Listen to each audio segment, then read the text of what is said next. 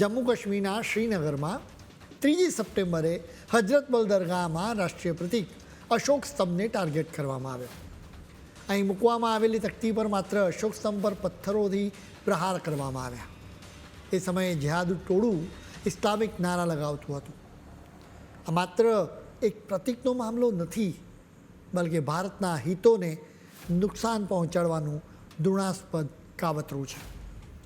આ હુમલો કરીને જેહાદીઓ ભારતના લોકોને લલકારી રહ્યા છે. તેઓ કહી રહ્યા છે કે અમે તો આ જ રીતે હુમલા કરતા રહીશું, તમારાથી જે થાય એ કરી લેજો. એટલા માટે જ આવા લોકોને પાઠ ભણાવવો પણ ખૂબ જરૂરી છે. અશોક સ્તંભના સિંહો શાંતિ, શક્તિ અને એકતાના પ્રતીક છે.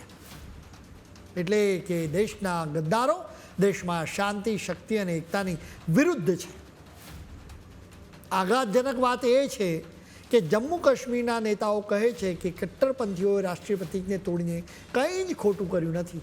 ખરેખર રાષ્ટ્રીય પ્રતીકો કે રાષ્ટ્રધ્વજ પર કોઈ પણ પ્રકારનો હુમલો થાય એ કોઈ પણ સંજોગોમાં સહન ન કરી શકાય. આ કટ્ટરપંથીઓને આપણા રાષ્ટ્રગાન અને રાષ્ટ્રધ્વજ સામે પણ વાંધો છે.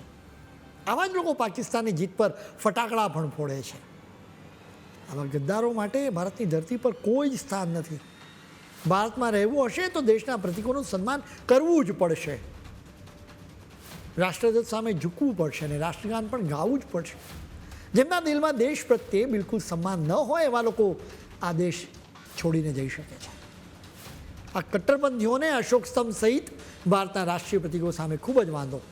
એટલે તેમણે અમારો સવાલ છે કે તેઓ ભારતના પાસપોર્ટનો કેમ ઉપયોગ કરે છે.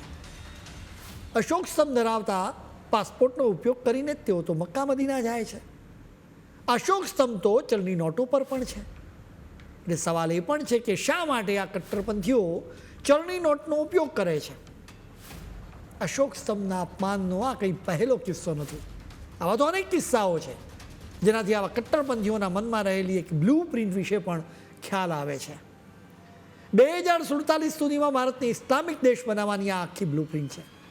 એટલે જ રાષ્ટ્રીય સન્માન પર સતત આઘાત કરવામાં આવી રહ્યો છે.